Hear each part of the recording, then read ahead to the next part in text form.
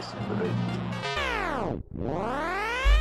na na moonlight, na na na na in the sky, na na na na you say, na na na na popcorn, na na na na moonlight, na na na na in the sky, na na na na you say, na na na na na popcorn.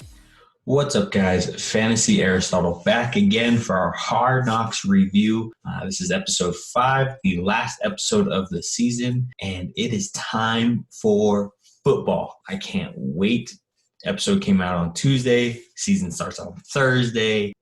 Football's finally back. We can rejoice. We can live. We can breathe. The football season's beautiful, and it is here, and fantasy's here as well. We've already done our drafts for all of our leagues, so it's going to be a lot of fun. But let's get down into the review of this episode. Not much really happened on the Rams side. They did show their last scrimmage that they had. They showed their cuts as well and the people they brought back on their practice squad. One big story I guess you could take away from that was the Clay Johnston was released. He was their 7th round draft pick. He was a linebacker from Baylor. And in the episode, they do kind of say that, hey, if you clear waivers and Carolina doesn't pick you because Carolina has his college coach and his dad, then we'd like to have you back. He cleared waivers, and then he had 2 offers. I'm assuming he had only 2 offers. They didn't really dive into that, but he did have one from the Rams to come back, and he had one from Carolina, and he chose Carolina to be closer to his family, which, I mean, you kind of have to respect that, especially practice squad player. He's probably going to be living at home. They're not going to be making a lot of money, but hey, he still gets to live out his NFL dream, so kudos to him for making the practice squad, even if it is extended. But hey, he's still in the NFL, and this is the year that you don't know what's going to happen. We might even see him on the field.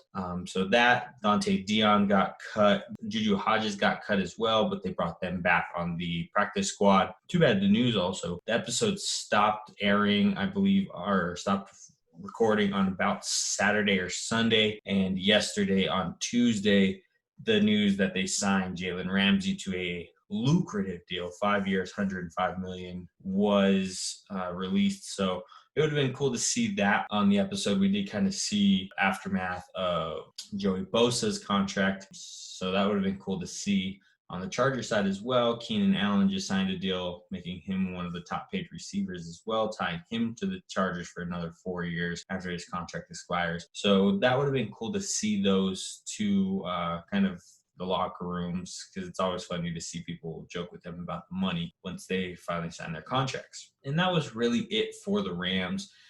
They really didn't do much. They showed after their scrimmage and the cuts. That was really just about it. Now on the Chargers side, unfortunately, it's not a Chargers season unless we lose a pivotal player for the year. Derwin James. Tore his meniscus, out for the year. Son of a... Yeah, you know.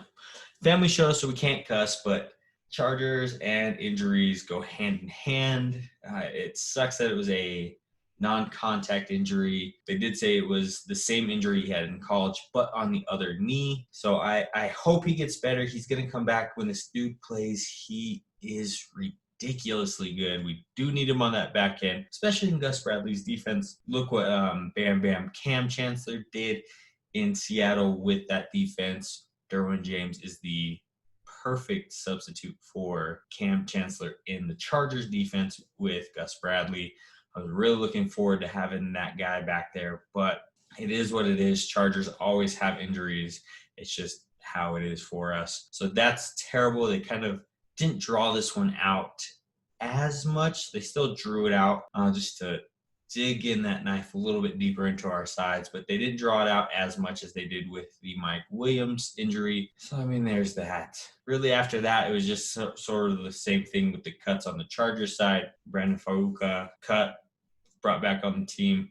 And the running back, Broadwell, I think Anthony Lynn really loves him. And if we didn't have Kelly or Justin Jackson, I do think he probably would have made the team, because Anthony Lynn has just been so invested in him. You could tell especially from the social media side. On the Chargers, you could see them kind of working and him being really prevalent in some of the videos and stuff like that. So it is pretty cool to see that like bond starting to form with the coach and the running back. Lynn was a running back, so he kind of feels for those guys. He kind of takes a little bit more vested interest in those guys as well. So other than that, nothing really happened. Pretty cool to see the Braden's family kind of tear up once he made the team. And that's always cool to see. That's why I like Hard Knocks, is because you kind of see behind the scenes, you see the family element. So that'll kind of get into my what I did like and what I didn't like for the season. Overall, it was a pretty decent season. You had the first 2 episodes real heavy on coronavirus and the stuff that they're doing to fight that, combat it, and what they're doing to make the facility safe for the players, coaches, staff, all that stuff. Episode 2 and 3 dove into the football more. Episode 4 was more of the social justice with the Jacob Blake incident that happened in Wisconsin. And then episode 5 was the cuts, which was pretty typical for episode 5 to be that cuts episode. So I did like the flow of it. They did make some pretty seamless transitions between the 2 teams, back and forth. Unfortunately, what I didn't like was that they had to switch from back and forth, because Hard Knocks is nice because you actually get into see some players. You get those camp darlings that you get, guys that you were pushing for to make the team. This year, we really didn't get it. They did seem to focus a little bit on a group of players, Juju Hodges, Dante Dion, and Clay Johnston for the Rams. For the Chargers, Brandon Fauca and Chris Broadwell. So that's kind of who they kind of followed. They showed Justin Herbert a little bit more as well.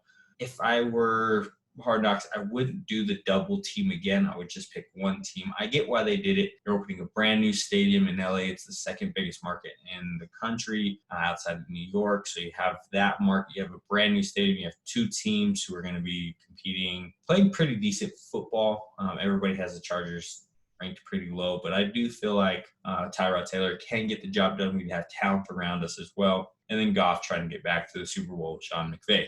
So other than that, pretty good season. I don't have, I'm not swinging one way or another. It was just a decent season. I'm not like, this season sucked or it was phenomenal. But next time, just not do the two teams. And I feel like we can get back to Hard Knocks being a pretty good series. So that's going to be our breakdown for Hard Knocks. If you did like Hard Knocks, or you do like Hard Knocks a lot, look into your team or look into a team that you like, maybe your opponent's team, whatever it is, because a lot of teams nowadays do their own Hard Knocks for the season. Chargers do the Backstage series on Facebook.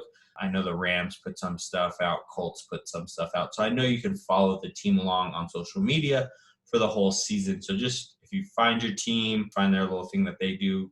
Other than that, that's going to be it for us. We're going to be Sunday mornings doing start and sit advice for your teams. Hopefully being able to bust that slump and get you guys a championship. If that's it, that's Owen in the back. Say hi for us. Like, follow, subscribe, all those fun things for us. And we'll see you during the season. Later, guys.